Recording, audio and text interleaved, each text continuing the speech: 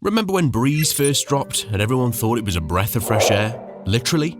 Coming out during the COVID-19 pandemic on April 27, 2021, with a unique beach setting enriched with both lore and Easter eggs, the map had immediately caught the eyes of players yearning for something new to do in Valorant. Not only was the map beautiful, it also offered a unique open space battleground, where the control of mid defined the whole game. However, what should have been a great new addition to the game quickly turned into Valorant's most hated map. In this video, we will go through what really made this map a disaster from launch.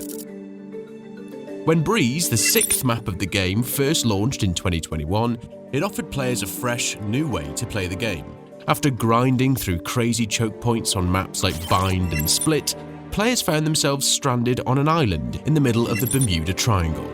With tons of open battlegrounds and virtually no choke points in areas like mid, the map quickly became a center for long-range gunfights. If you played the game during this time, you'll immediately know how agent utilities like Raze's grenades and Reyna's blinds immediately became more used at the beginning of encounters. And on top of that, Breeze was Valorant's largest map at the time, sitting at over 10,000 in-game units. The sheer size of the map made it stand out, as fights took longer to get to and strategy was more important than ever, because going to the wrong site would result in one of the longest travel times back to the contested site.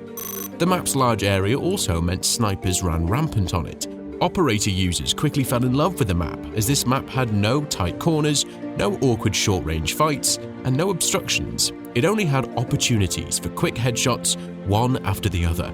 Agents with range like Omen, Brimstone, and Cypher became the clear favorites on this map. However, Viper mains became the true stars on the map, who thrived and still thrive on the map to this day. This very particular playstyle signaled the beginning of Breeze's unpopularity. While the map had promise, when the map reached the pro scene, all of its flaws were quickly pointed out. The map's biggest feature turned out to be its biggest bug: the open design. While long-range encounters were to be encouraged with a range of different guns like the everlasting Vandal or Sheriff, the map became a breeding ground for snipers and only snipers. If you weren't running one, it would mean that you were immediately giving up the round. The situation was so bad that even the Marshals ceased play on this map, and it's considered one of the worst guns in the game. Viper became the top pick on this map because of her strong defensive capabilities. This, combined with the release of Chamber, the most broken legend during launch, just a few months after, in November of 2021, made Breeze a minefield of snipers. The meta on Breeze quickly became a stale, repetitive playstyle that almost everyone hated. If you weren't playing the same team-up of Chamber's long-range dominance and Viper's ability to lock down huge chunks of the map, you were not just missing out, but you were losing the game. Valorant's veteran Tenzi also openly stated that he hated Breeze on stream. I actually hate this map. I feel like it's so boring. It's really just wall A every round and then can't really do much. The only spot I can play from at A is right here. That's it. What made Viper so good since the launch of this map was their incredible potential to zone off large areas. Her dominance on Breeze stems from how her abilities perfectly complement the map's vast, open spaces and long sightlines. Her toxic screen allows her to block off key entry points, especially on A site, forcing attackers into difficult decisions or slowing them down long enough for defenders to rotate. Her Viper's Pit creates a toxic zone that severely limits vision, making it nearly impossible for attackers to push through key areas without taking heavy risks. While Poison Cloud disrupts long-range duels by blocking sightlines at critical spots like mid and A main, forcing attackers to adjust their approach. Additionally, her Snake Bite can deny movement and force attackers out of cover, especially in tight choke points or on B site, making it harder for attackers to execute their strategies. Viper's ability to control and deny space gives her an edge in keeping the attackers on their toes, turning Breeze's open design into a personal domain, where she can manipulate the map to favor her team.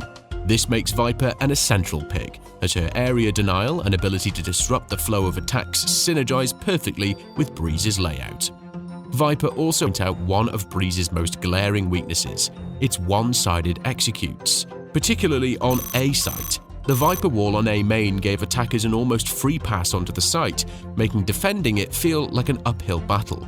Once the wall was up, defenders had few meaningful tools to break the momentum of attackers. Anyone who would enter A site to defend would immediately be stuck in a cage that the attackers could quickly make use of due to its multiple entry points. This made A site become an automatic win for attackers in many cases. Riot attempted to address these problems in patch 4.0, more on the changes in a bit, but the fixes weren't enough. Though wider choke points reduced, they didn't significantly alter the flow of the game. Attacking teams were still able to rush sites with little resistance. For defenders, the map remained frustrating, with few opportunities to break the attacker's advance before it was too late. Mid was also largely underutilized, as the awkward sightlines and risky peeks made it difficult for teams to execute well-planned, coordinated pushes. Patch 4.0 tried to address some of these issues, but the changes felt like small band-aids on a much larger problem. If the A site was frustrating for defenders, the B site became the test of patience and persistence for attackers. The narrow choke point and long distance to cover often meant that pushing B felt like walking into a death trap.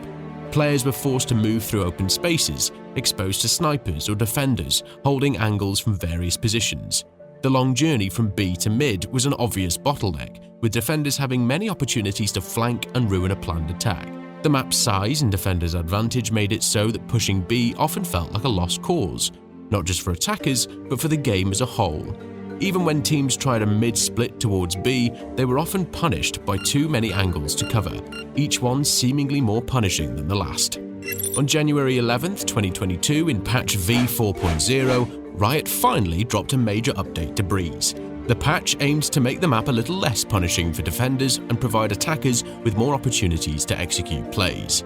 The most notable change was the A-site choke point being widened. It was no longer an unpredictable matchup where fights were always a big 50-50. A-site saw further adjustments, with the pool extended to the far wall and the plant site expanded to match, giving attackers a bit more flexibility in post-plants.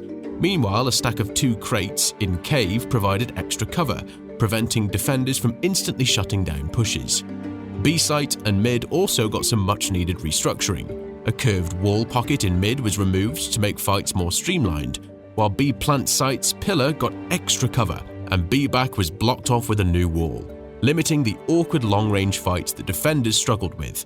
One of the most controversial changes was to the A hall door, which would no longer be reactivated mid-animation, making it harder to bait opponents with repeated openings. While patch 4.0 improved Breeze's flow and slightly reduced its punishing angles, it wasn't the complete rework the map desperately needed. Prior to this massive update, Riot made another unforeseen mistake: the release of Chamber on patch 3.10 on November 16, 2021. Chamber quickly became a must-pick agent on Breeze due to his ability to dominate long-range duels, which the map's open design catered to perfectly. His Headhunter pistol and Tour de Force ultimate allowed him to control key sightlines and pressure both A and B sites with ease. Before the V4.0 patch, Chamber already had a strong presence on Breeze, using Trademark to delay pushes and Tour de Force to shut down long-range attacks. However, the V4.0 updates enhanced his power. The widened choke on A site meant he had more room to hold an angle and take out unsuspecting victims. With V4.0, Chamber wasn't just a good pick on Breeze, he became an indispensable one. His ability to control long sightlines, especially widening the A-site choke points and refining mid-rotations. The B-site rework was even better for him. With the pillar gaining extra cover and B-back blocked off, defenders had fewer safe spots to challenge long-range fights, meaning Chamber could confidently lock down site holds with its Headhunter or Operator. Meanwhile, Mid's pocket removal ensured that long-range fights were more direct, favoring his precision-based playstyle. Even the A-hall door change played into Chamber's strengths. Without the ability to repeatedly fake door openings, attackers had fewer ways to manipulate defenders, making Chamber's ability to hold long angles even more oppressive. Chamber is so strong on this map that despite not even being close to how good he used to be, he still sees play on Breeze. Fast forward to August 29, 2024, and with the release of V7.04, Breeze finally started to look like what it does today. Riot made some more targeted adjustments to fix what V4.0 had left incomplete. The changes were more specific, aiming to give defenders better opportunities and encourage more diversity in the types of executions that could succeed on Breeze. Mid-pillar received a major tweak, closing off the stack side and replacing it with boxes, which gave defenders more cover and made mid-fights less one-sided. B-site saw significant restructuring as well. Boxes were added for more defensive angles, parts of the wall were removed to open up engagements, and B-back stairs were replaced with a solid wall, eliminating awkward elevation fights. Furthermore, B window was slightly reworked, making it harder to land headshots from the window to B site. A site was once again tweaked to make it more viable for attackers without being overly reliant on Viper's walls. A pyramids were made taller, making vertical fights more important and reducing the dominance of headshot angles from attackers. A cave was blocked off, and the interior of A shop was widened, making defensive play more viable without completely shutting down attacker options. Meanwhile, mid-wood doors were fully opened with additional boxes, giving teams more ways to control mid without being exposed from every angle. The changes also worked to make mid a more viable lane for both teams. Riot's goal was clear. They wanted to push for better mid control, and in doing so, force players to reconsider their strategies. Mid is a key space on Breeze, and if it can't be utilized effectively, then the map feels like a one-way trip to certain death. While these adjustments were a step in the right direction, V7.04 still didn't address the fundamental issue of the map's wide-open areas, and the map remained a pitiful mess for both casual players and pros. The stale meta of Breeze made it a frustrating map for any ranked player. No one was able to play who they wanted to play because if your team did not account for blinds, long-range duels, or blocking off choke points, there was no way of winning. Things got to a point where Viper boasted a pick rate of 100% on Breeze in VCT Masters 3 Berlin, held on September 10, 2021. Jett was also picked 100% of the time in the same tournament because of her extreme movement capabilities. She was also the best operator user at the time, being able to use her updraft to gain the higher ground in virtually no time and pick off agents from the high ground. Sova was also picked 83% of the time on the map because of his insane recon potential on the map. Sova could easily rat out snipers hiding in the map, and while counterplay to said snipers was not easy, at least it was some form of advantage to know where the enemy would be striking from.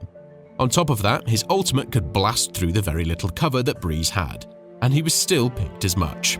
Right after VCT Masters 3 came Valorant Masters Copenhagen on July 10, 2022. Viper was still the most picked agent on the map, boasting a pick rate of 90%, only followed by Sova at 80%. This year, people saw the rise in popularity of Chamber, who was picked 70% of the time, tying Jett as the third most picked agent. Chamber also boasted a win rate of 43% on Breeze, indicating just how strong he was on the map and how he was a strong contender to Jett for the best operator user on the map. To reflect how stale the meta had gotten in Champions Tour on September 2024, Viper and Sova were once again the most picked agents on the map at 100% pick rate. This time, however, they were joined by Cypher with a 100% pick rate on the map, who was starting to take the role Chamber did in the previous tournament. Chamber was nerfed to oblivion by this point, and Cypher was the new trap setter who helped Viper zone in on their opposition. Jett was also once again one of the most used agents on this map, featuring a pick rate of 80%. With Chamber nerfed, she was back to being the safest AWP user. On June 11, 2024, on patch V8.11, Riot finally listened to players after seeing how repetitive Breeze's playstyle became and removed the notorious map from the competitive map pool. They acknowledged what pros had been saying for years: the map just wasn't working. The developers wanted to take it back to the drawing board, rework key areas, and ensure that neither side had a crushing advantage. The decision wasn't just about minor tweaks, it was about fundamentally redesigning Breeze into a map that actually fit Valorant's competitive ecosystem. Whether it makes a triumphant return or fades into the archives of failed experiments remains to be seen, but for now, Breeze has been put on ice. Breeze had all the makings of a great map, gorgeous scenery, an ambitious layout, and the potential for thrilling long-range fights. But somewhere along the way, it became a cautionary tale of how design missteps can snowball into an unfixable mess. The dominance of snipers, the stale agent meta, and the sheer imbalance between attack and defense turned into the most hated map in Valorant history. Even after multiple reworks, Riot couldn't salvage Breeze from its fundamental flaws. The final removal of the map wasn't just a balanced decision, it was an admission that sometimes no amount of patching can save a broken foundation. Whether it returns reworked or remains a relic of Valorant's past, one thing is clear: Breeze will forever be remembered as the map that never lived up to its potential. If you liked this video, check out our video on how dominant Chamber was when he first came out and how far he's fallen from grace.